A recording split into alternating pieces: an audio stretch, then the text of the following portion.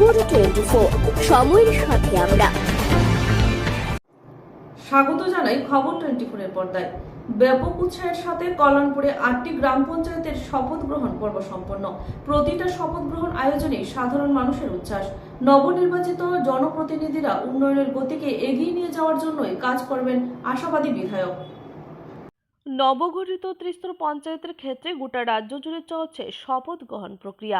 আজ থেকে গ্রাম পঞ্চায়েত স্তরে শপথ গ্রহণ প্রক্রিয়া শুরু হয়েছে এবং প্রথম দিনের কল্যাণপুর পঞ্চায়েত সমিতির অন্তর্গত 8টা গ্রাম পঞ্চায়েতের জনপ্রতিনিধিরা শপথ গ্রহণ করেছেন। বর্ষণ পরবর্তী পরিস্থিতির কারণে ততটা আড়ম্বরপূর্বকভাবে শপথ গ্রহণ পর্ব সম্পন্ন করা না হলেও কল্যাণপুরের সবকটা গ্রাম পঞ্চায়েতে এই শপথ গ্রহণকে ঘিরে সাধারণ এলাকাবাসীদের মধ্যে উৎসাহের পরিমণ্ডল পরিলক্ষিত হয়। আজকে যে গ্রাম পঞ্চায়েতগুলোর শপথ গ্রহণ পর্ব সম্পন্ন হয়েছে সেগুলি হচ্ছে দারিকাপুর, পশ্চিম দারিকাপুর, পূর্ব কুঞ্জবন, পশ্চিম ঘিলাতলি, অমর কলোনি, প্রমোদনগর, উত্তর কমলনগর এবং কমলনগর গ্রাম পঞ্চায়েত। বাকি 6টা গ্রাম পঞ্চায়েতের পূর্ব নির্ধারিত সিদ্ধান্ত অনুযায়ী আগামীকাল শপথ গ্রহণ হওয়ার কথা। এখানে উল্লেখ করা প্রয়োজন, কল্যাণপুর পঞ্চায়েত সমিতির অন্তর্গত 14টা গ্রাম পঞ্চায়েতের ক্ষেত্রে শাসক বিজেপি দল বিনা প্রতিদ্বন্দ্বিতাতে জয়ী হয়েছেন এবং পঞ্চায়েত সমিতির 11টা আসনেও শাসক জোটের প্রার্থীরা বিনা প্রতিদ্বন্দ্বিতায় জয়ী হয়েছেন। আগামী 30শে আগস্ট পঞ্চায়েত সমিতির শপথ গ্রহণ বলে জানা গেছে। শপথ গ্রহণ পর্ব থেকে শুরু করে নিজের আশাবাদ ব্যক্ত করতে গিয়ে বিধায়ক পিনাকি দাস চৌধুরী দাবি করেন তিনি আশাবাদী নবনির্বাচিত জনপ্রতিনিধিরা দায়িত্ব সহকারী সকলকে সাথে নিয়ে উন্নয়নের গতিকে এগিয়ে নিয়ে যাওয়ার জন্য কাজ করবেন। ব্যুরো রিপোর্ট, খবর 24। হ্যাঁ, এটা অত্যন্ত খুশি। আসলে ব্লকের কাজ করছে সেখানে অসুবিধা হবে না।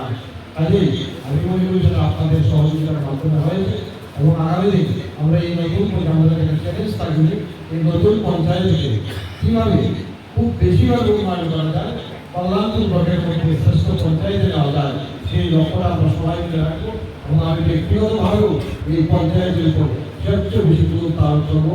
কারণ আমাদেরকে প্রমাণ করতে হবে এই পঞ্চায়েত নতুনভাবে করে এই এলাকার জনগণের লাভবান হয়েছে সেই জিনিসটা মানুষের কাছে দিয়ে দিতে হবে। তার জন্য আমরা প্রত্যেক কাজ করছি এবং আমি বিশ্বাস করি যারা নতুন নির্বাচিত হয়েছে হয়তো অনেকে বিগত পঞ্চায়েত ছিলেন আজকে পর্যন্ত নেই, এটা সাময়িক, এটা কিন্তু ক্ষণস্থায়ী।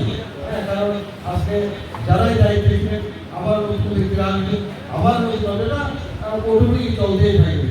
যারা নির্বাচিত বা পঞ্চায়েতের সদস্য হতে পারেননি তাদেরও চিন্তা করলে হবে, কারণ আগামী দিন নতুন কোনো না কোনো দায়িত্বে আপনারা নির্বাচিত বা কোনো না কোনো দায়িত্বে আপনারা নিযুক্ত হবেন।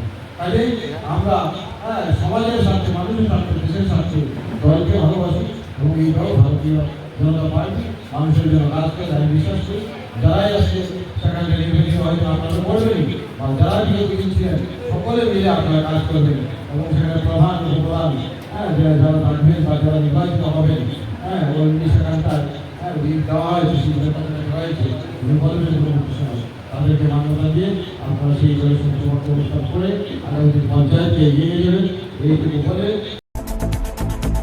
আপনারা দেখছেন খবর 24 সময়ের সাথে আমরা।